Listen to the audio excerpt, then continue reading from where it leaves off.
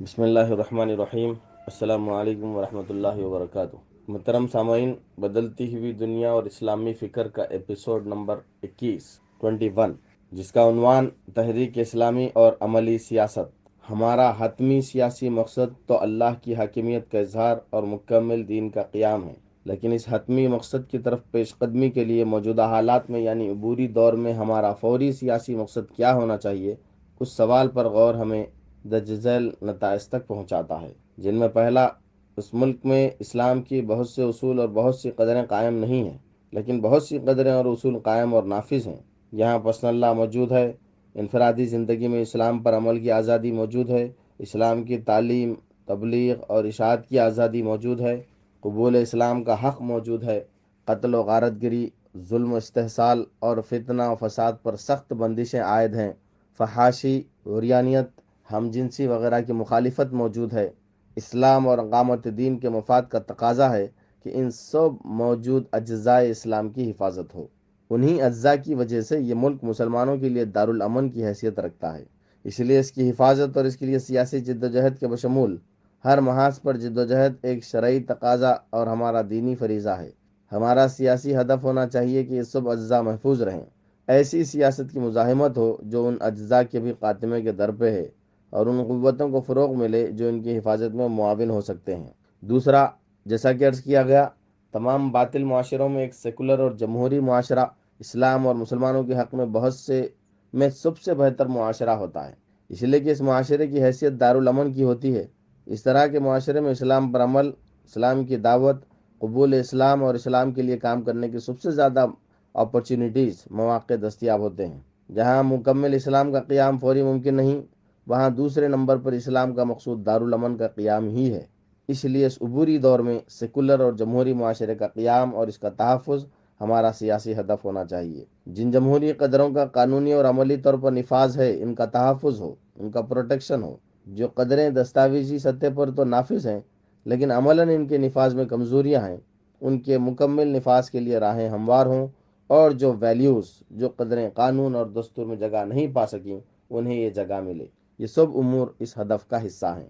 تیسرا، اسلام کی بعض قدریں قانوناً یا عملاً اس ملک میں قائم نہیں ہیں، لیکن اسلام کا نام لیے بغیر ان کے لیے اتفاق رائے پیدا کیا جا سکتا ہے اور ان کے قیام کی کوشش کی جا سکتی ہے۔ یہ ممکنات میں شامل ہے۔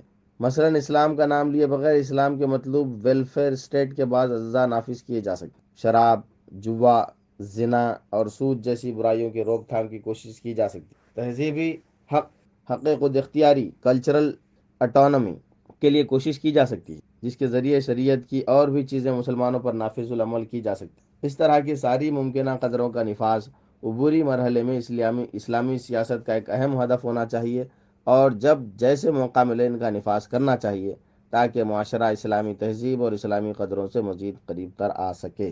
چوتھا، عدل و انصاف اسلام کی محض ایک اہم قدر ہی نہیں بلکہ اسلامی شریعت کا بنیادی مقصد بھی ہے۔ مسلمانوں کو انصاف کے لیے اٹھ کھڑے ہونے کا حکم دیا گیا ہے۔ ہمارے فقہا نے ایک عادل غیر مسلم سلطان کے بھی تعاون کو ضروری قرار دیا ہے۔ حلف الفضول کی سنت سے بھی ہم کو یہی تعلیم ملتی ہے کہ اگر انصاف کی معروف قدریں مشرک اور باطل نظام کے ذریعے بھی نافذ ہو سکتی ہیں تو اہل اسلام کو ان کے نفاذ میں نہ صرف تعاون کرنا چاہیے بلکہ وہ اس کے نفاذ کے لیے بنائے گئے نظام کا بھی حصہ بن سکتے ہیں۔ حقیقی عدل تو صرف مکمل اسلام کے سائے میں ہی ممکن ہے، لیکن عبوری دور میں انصاف کے جن تقاضوں کی بھی تکمیل ممکن ہو، ان کی تکمیل کی کوشش اسلامی سیاست کا ہدف ہونا چاہیے۔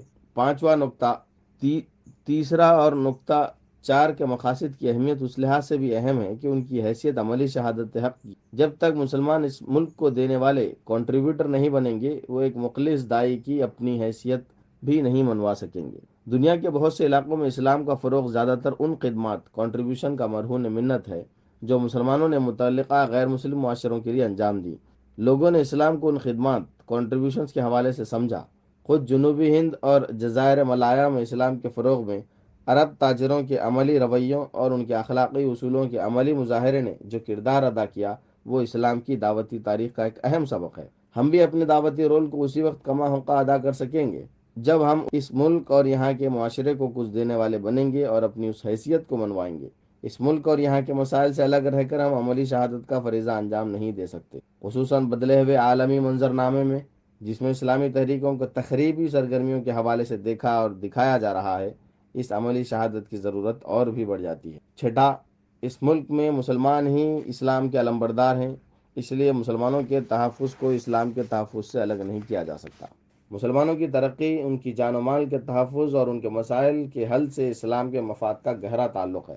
ہمارے فقہا نے بھی مسلمان کی جان و مال کے تحفظ اور اس کے مفاد کے تحفظ کو دینی جدوجہد کا جزو اور اس کا حصہ باور کرایا ہے۔ اس لیے قومی و فرقہ وارانہ کشمکش سے بچتے ہوئے اور عدل و انصاف کے تقاضوں کا لحاظ رکھتے ہوئے مسلم امت کے مسائل کا حل بھی ہمارے فوری سیاسی مقاصد میں شامل ہونا چاہیے۔ 21واں ایپیسوڈ مکمل ہوا۔ جزاک اللہ۔